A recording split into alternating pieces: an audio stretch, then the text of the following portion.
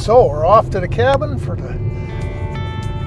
And how far? Do you know how far it is from the house? Well, if you go on the field road here, 9/10 of a mile. About a mile. Almost a mile. Almost a mile. One lane bridge. Yep. One lane bridge. Somewheres. Oh, somebody shot it up. Yeah.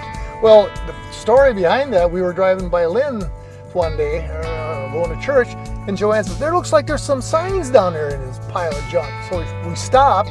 So there was this, and then there was a weight limit for the bridge and all this. And I thought, well, that'd be a kind of a cool sign to put in the woods here. So. Well, first off, top of the afternoon to you there, wood-ons around the world. I've got to meet a few wood-ons around the world. We went down to the Paul Bunyan thing, and I got to talk with a few different people. Yeah. I've got about 4 or 5 people I call pretty regular. Gringo Pines. Let's see who else. Shibe, of course. The Axeman, Van Dusen. Call him once in a while. So yeah. So maybe I'll get some more of you guys' phone numbers sometime down the line, and we can chit chat a little bit. So it's always interesting. But anyway, well, back to the cabin.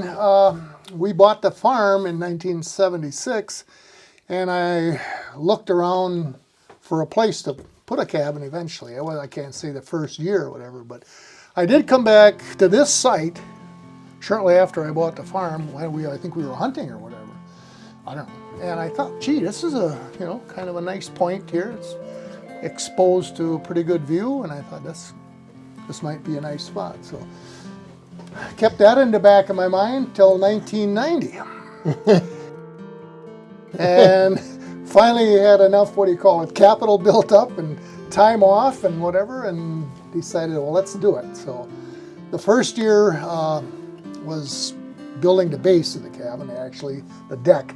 So this is just the foundation. Just a foundation.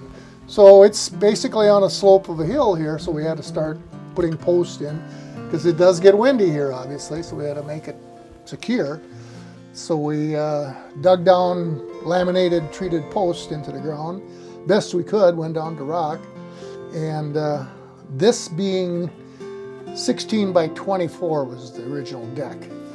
So then that fall, that was all I got done. I did this deck going. Just the foundation in and... Yep, that was all I could get done for that year. So then in the summer of 91, start gathering materials and bringing them back here.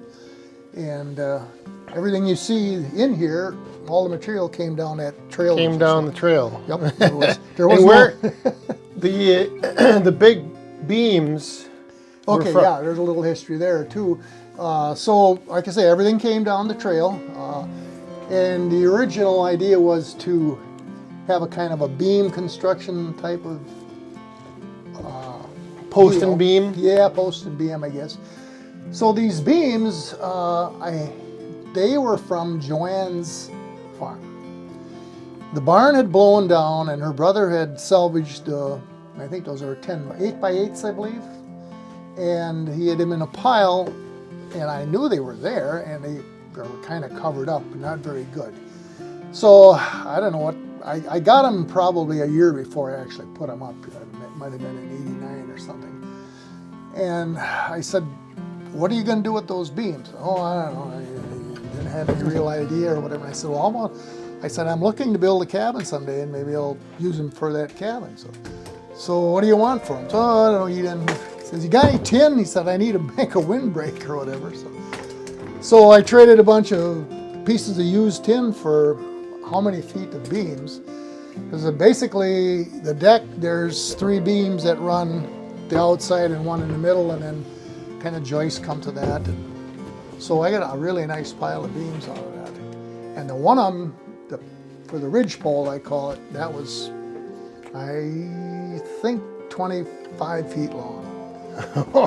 And so that did you have a 4-wheeler when you?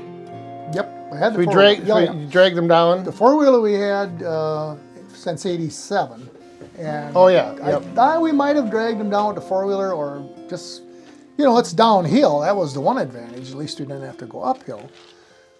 So we got all the beams down here, and then I had an older gentleman, Carol Bollinger was his name, and he was a real good carpenter, and he knew a lot about stuff, and I asked him to help me, I kind of drew up a plan. He looked it over, and he said, yeah, I think we can manage that. And so he helped me get the frame up anyway, at least get the main framing up. And that ridgepole, that was kind of cool. We screwed on a couple of 2x6s and took some rope and kind of winched it up, and I cut a V in the top at a 45. And then it sits right in there. Yeah, it fits right in there. So that's the roof. The roof is a 45-degree 45. pitch. What do you call that? 1-to-1, I guess. 1 foot drop, 1 foot rise. I believe that's 45. And it makes nice steep roof. Snow doesn't stick. And the outside lumber was red oak from. We had a tornado in 1990. Daniel remembers that, and that went through our woods, and there was a bunch of trees went down. So I salvaged logs, took them to Brother Bert. Yep. Old Leroy, he cut down those, in the mill. Yep, cut those logs up, and we made boards anywhere from 8 to 10 to 12 inch wide, depending on. And those were the outside covering.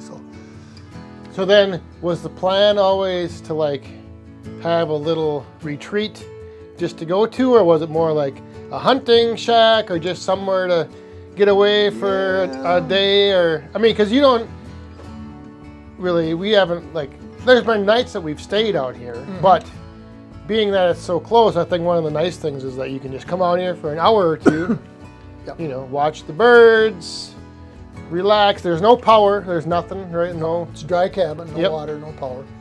The original intent was just a place to go and get away from the house and, like you say, watch wildlife and use it for whatever. So there's been quite a variety of people that have used it. 3 honeymooners. 3 honeymoons. 3 honeymooners. That's right. Here. You guys have had church service here? Church service. Several of Daniel's parties. classmates. Some parties. Yeah. There's been a few parties, I will say that. But there's a loft, so you have a place to sleep, about 4 or 5 up here. All depends how close you want to sleep. And the stove, was that right early addition, or how? Well, yeah, that was actually before it was built. I had worked a deal out with my brother-in-law. I traded him 20 silo staves for this stove, which he got the good deal out of it. But I suppose at the time the thing was maybe worth $100 or whatever. He didn't want it anymore, and I said, well, I got a place for it. So that was the real challenge, getting that stove down the trail. We took everything out we could, and it was still a lug. Back in the days when I could do things. So we got her in place, and then eventually I got the bright idea to put brick behind her. And that really makes it a nice heat sink, Yeah. That fire can go out, and it'll be nice and warm in here for a couple, 3 hours. So Dan went to the Elma High School, and I don't know how I actually found out. Either it was in a newsletter or something that they were going to have these old bleachers for sale. Anyway, I got wind of it, and I said, I'm going to go over and check that out. So here, these bleachers, and here's a nod out to Daniel Atkins. They're Douglas fir. So they're pretty good wood. Really? Yep, they're Doug fir. So here I went to the school, and the superintendent, Doug Settlemeyer, he said, come on, take a look at them. Well, holy cats, here was a pile about 3 feet high and about 5 feet wide, and they were all, from 10 to 12 feet long. And they were ready to take them apart. Mm-hmm. It was just the planking. Laying on a pile. Yeah.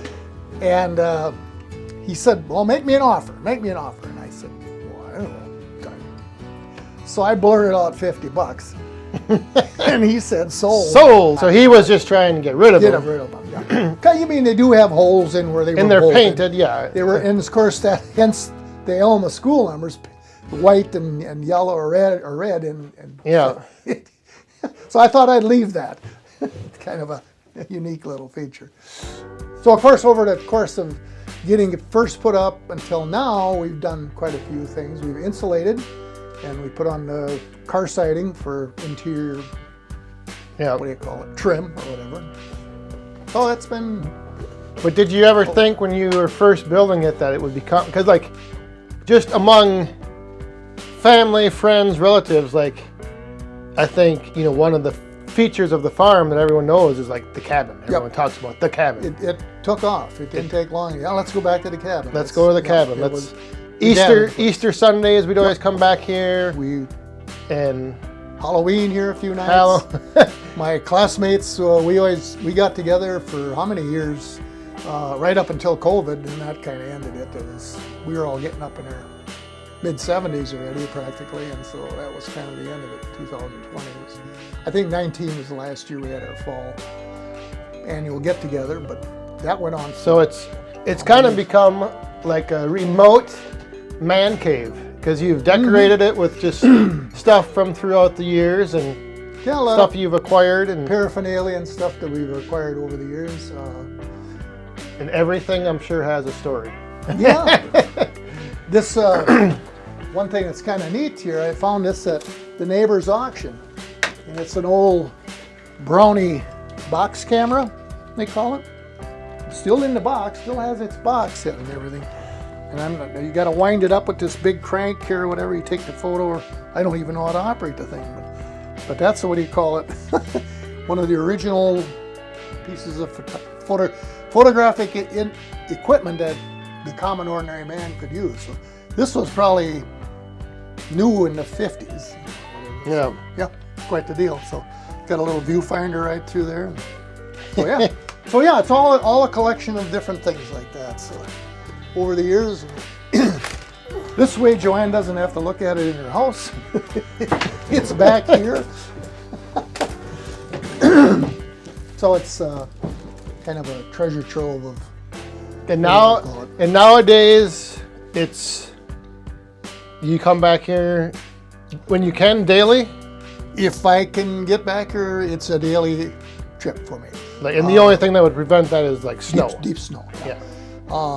The dog likes to go for a run, so I leave her out in the field. She runs back here and she goes snooping around the woods, and I feed the birds and whatever. So it's a daily trip back, and I keep checking on things, make sure it's all right. Otherwise, it doesn't get used too much anymore. So. Yeah. What's been your most memorable experience? I think just. Well, you had the one surprise encounter on the deck.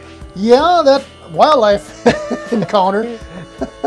That was about 5 years ago, maybe, no, 6. I had Mushka, the other dog, with me, and we were coming down for feeding the birds. And she decided something wasn't right, and she wouldn't come down the trail. And I'm like, well, what? Come on now, And so I said, well, what the heck? So I keep walking down. I come down, walked around the side. I come to the corner, I turn, and I had that cream can over here with sunflower seeds sitting out on the deck. I don't know why. And here was a bear.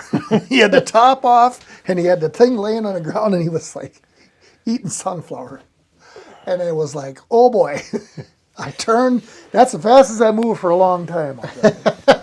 Oh my God. I can imagine. I got out of here. So, but he did leave and never came back and never really bothered anything. And surprisingly, I've never had any real, I consider, bear damage or whatever here at the cabin. Yeah, that's one good thing. Well, got feeders out all the time. Everything is outside though. There's nothing inside here. No, not really.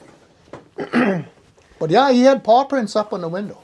It was muddy, and I left those prints for about 3 years. I said, okay, see, this is Mr. Proof. Bear. This is proof. Mr. Bear showed up. So yeah, that's probably been my one wildlife experiment. Excitement, I guess I should say. But there's been just a lot of good memories of people coming down here. Have you ever considered making this an Airbnb? I thought about it a few times, but then the liability aspect of it is just too much. Those stairs, they're not up to code. Not up to code at all. And there's no water.